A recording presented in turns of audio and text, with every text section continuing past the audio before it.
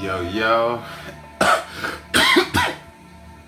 it's your boy Graphic back here. I'm just coming in to give y'all some, behind the scenes footage. You know, I'm gonna just give you some behind the scenes footage of like the day in the studio and like how things went. But I'm actually gonna talk about like the process of working on a rock album because the album was made initially. We started with what we thought would be the first single, which was this song called Round Trip, and it ended up being the third single. But we started with that song and we built it out and we were like working on that. We actually started when we started working, we started with 3 songs at the beginning. And we just did these things called tape decks. And tape decks are like the bare bones of the rock track. Like, this is the guitar melody, this is the bass melody, these are melodies you can choose from. It's similar to like going through like splice packs or like sample packs, but it's like all these sounds were crafted by Harley Broughton. So he sent me originals, obviously, and when he sent me these originals, I was very thankful. In all honesty, after we finished those first 3 songs, I was just ecstatic because like I've always wanted to release a rock album. Ever since I was a little kid, I always had friends who were into like rock and metal and like emo and like punk and like grunge and like all those different rock genres. There's a lot of different genres of rock, like so many. But what's interesting is I finally got to bring it to fruition because like if I give you some backstory, I met Harley back in college, back when I went to RAC Toronto, and he was a student there, and like it was half remote, half in person, or you could choose which one you wanted to do as long as you were able to go inside the school. And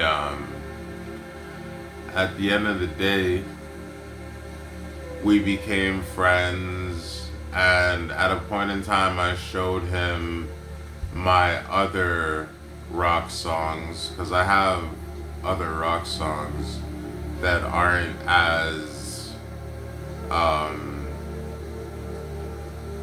Harley as the Harley Project. I'm not going to discredit all the other rock producers that I know or any of the other rock beats that I've gotten.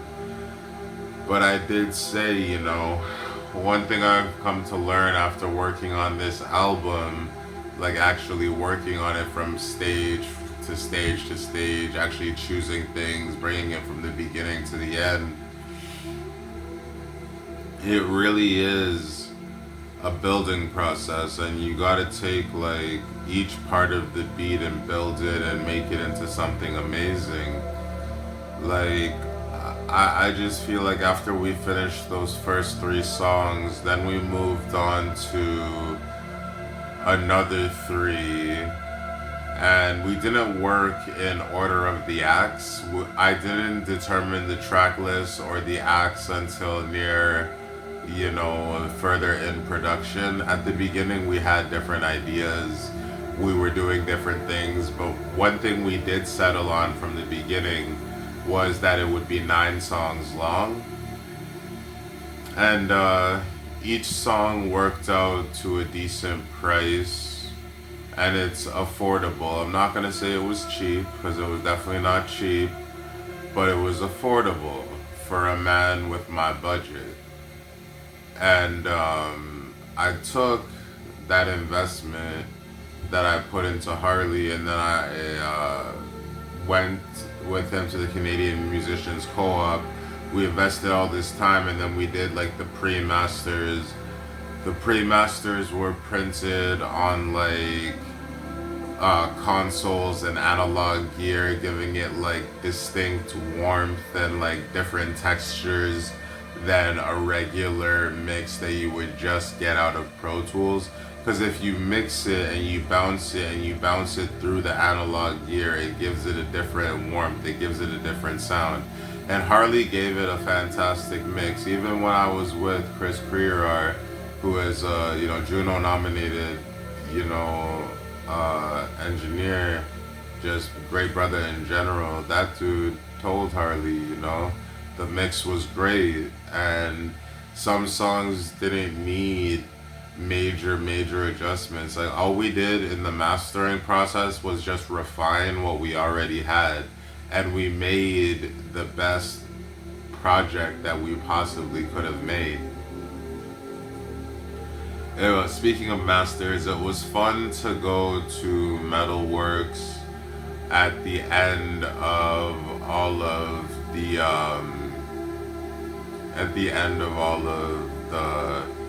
process, because it really took years and years. Like it took at least 3 years to build this project out, and even though we were done since October 2024, it took until summer 2025 to really just, put the nail in the board and just get it done. I'm just trying to have a positive outlook about it, because one thing I will say about music is like music is an expensive hobby, and as long as you have the money to put into your projects, as long as you can make the money or manifest the money or grow the money or do whatever you need to save the money to manifest your project, as long as you can put the work in to get it done, then it's very rewarding to have the final project. Like when I finally did end up listening to the masters about a day after the session, when I finally did listen to the masters, I was just happy. I was like, man, it's real now. Like, this is what I wanted. And like, I went back and I listened to them again. I repeated some tracks. I kept going and going with the same tracks, the same tunes. I'm actually just really happy to have these songs, because not many people can say they have, a multi-instrumentalist who can make the whole rock beat themselves, and then you just come through, you write the lyrics, you do the rap thing, I recorded at home. The whole album was done remotely. Hardly at once were me and Harley in the same room. It was all done remotely because he's out in another area of Ontario, and I'm in another area of Ontario down in Toronto. So since I'm in Toronto and he's somewhere like GTA, we had to fix it in a different way, like make it what's the word? We had to make it work remotely, and we did that before there were before remote recording was like the main thing, before it was like the go-to source of things to do. We were remote recording way before that, but he wasn't tracking me. I tracked myself and I recorded myself. Everything I did myself with my own knowledge. I put all of the knowledge that I gained in college to use, because education means to apply what you learn to your life. If you don't apply what you learn to your life, then you're not going to be educated. You just learn something, but it can slip if you don't apply it. So I applied my education and I reported myself and I did everything I could on my own. And I just sent the stems out to Harley. He did the mix. The mix was perfect. Then we went to get the master done. The master is perfect. I'm just real excited for the album, you know what I mean? It's 9 songs long. There's 1 instrumental, 8 songs with lyrics. There's a nice intro on there. The introduction was inspired by like Lupe Fiasco projects like Food and Liquor or I don't know, like any of like Aisha Says, like those type of intros, like that's kind of the vibe that like was in my mind at the beginning, because I wanted to like homage my favorite artists. And like something people don't like may or may not know about Lupe Fiasco is he did a project called Japanese Cartoon, which is his rock album under another alias. And if you do a deep dive on the internet, you can find it. And like I've listened to it, and some of the songs on there are super great, and I love to listen to them. But I'm not rebranding to release my rock album. I'm just releasing my rock album as part of my catalog.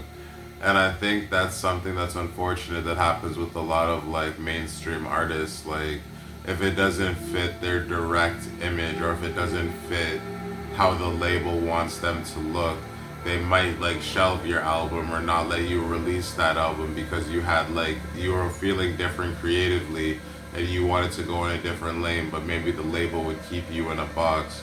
But also I know that Lupe is a guy who likes to maintain a lot of control, and I feel like that album was just for the fans.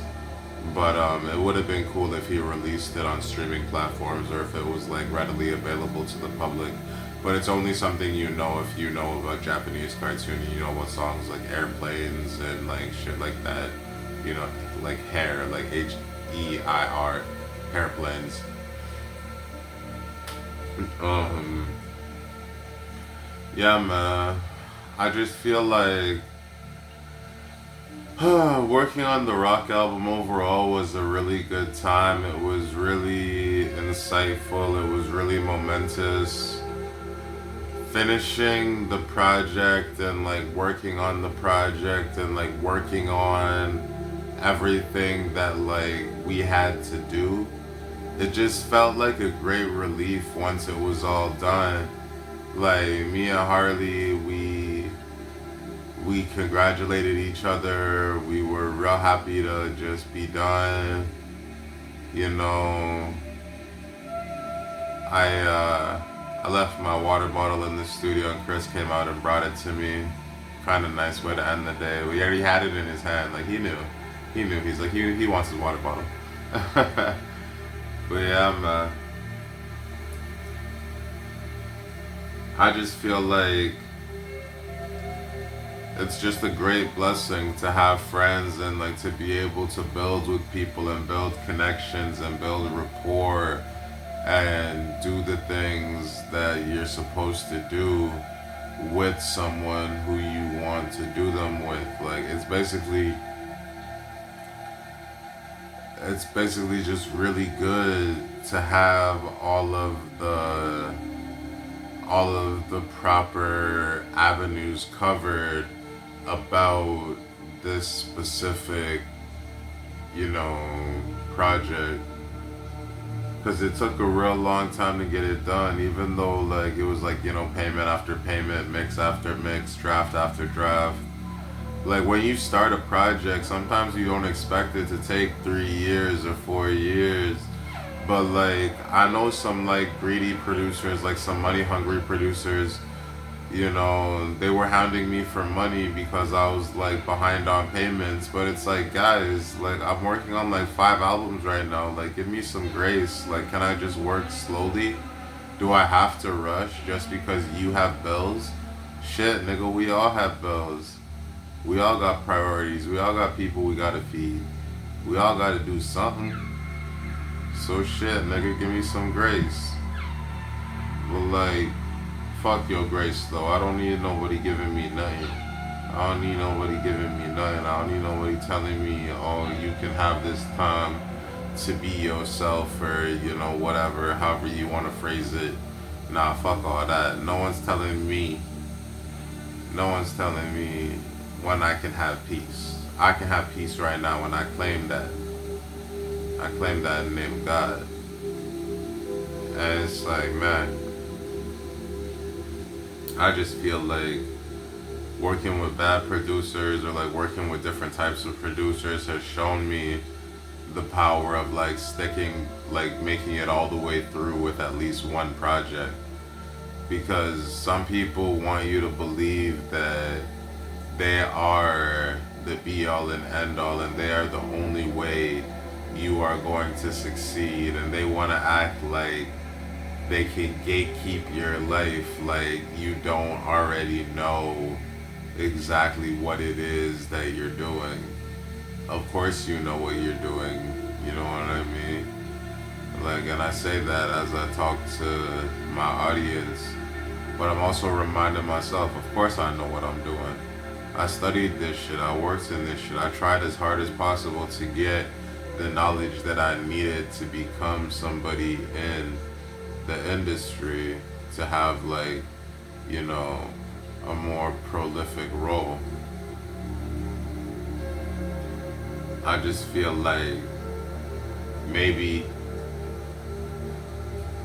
when the rock album is out, or like after the first single is out, or after like people start taking in the sound and like hearing, the different things that I put together, hopefully they enjoy it. Hopefully they get inspired by it. Hopefully they feel like they've seen something new and great that they just can't wait to, just wait to hold, or however you feel about it. But yeah, man, Ritual's coming soon, 9 songs long. There's gonna be a lyric book. Little novelty item, little free novelty item to anybody that asks for one. I'm printing them in runs of 10, print 10, give 10 away, print 10, give 10 away. That's basically how I'm just gonna keep doing it. Yeah, later in the future we're gonna expand the project and maybe do more things with it. Do like, like I said earlier, we want to do the 5-year version, which is basically like the DJ pack. And it really depends on like the traction and like how far the music gets, you know what I mean? I don't know who's gonna hear specific parts of the project. I don't know who's gonna hear what or how things are certainly going to turn out. I don't know specifically how things are gonna turn out, but I know that I'm trying my hardest to bring this project to y'all. And this is like, this is my first, industry standard album. All the other albums I'm working on, I'm just doing them by myself. I'm doing the mix, I'm doing the master, I'm doing everything solo dolo. But one thing I will say, going through the process of working on this rock album and seeing how things work at the maximum professional level, like I done seen plugins that I didn't even know existed and shit. Like, like it was some bullshit. It was amazing, and like the subtle nuances, subtle harmonies, subtle pickup, subtle raises in the volume. Like, man, you never know how good you have it until someone shows you, a reflection of how good you have it. And these guys really showed me, like, man, you got a good product here. This pair of, shoes, this product that you're about to exploit and bring to the market, this product is a good product. And I think that's what is like the main thing about the situation with the rock album, is you want to bring a quality product to the market, the most quality you can. Like a lot of people say, pay me now, pay me now. I need you to finish your project right now. And it's like, you're not even gonna listen to it, bro. Like, you don't even give me feedback. You ain't mixing it, you ain't mastering it, you ain't doing nothing for it. I'm doing it all alone, and I'm paying for it alone. So it's like with the rock album, this is industry standard. I had to get this one out first. I had to do my due diligence and do my justice with this one first. But anyway, man, stay tuned for some new content. I'm gonna hit y'all with some new content very shortly. New videos, new thoughts, just new shit, new general topics, just new vibes. Coming at y'all with a whole bunch of topics, whole bunch of shit, man. I hope y'all enjoyed this little like background segment. There's gonna be more of these as the album progresses and as the rollout continues. And yeah, man, I'm just gonna keep progressing through all of these different chapters that I'm doing. I'm just gonna keep progressing through them. And yeah, man, have a good night, day, afternoon, evening, wherever you at. Have a good time, man. Peace.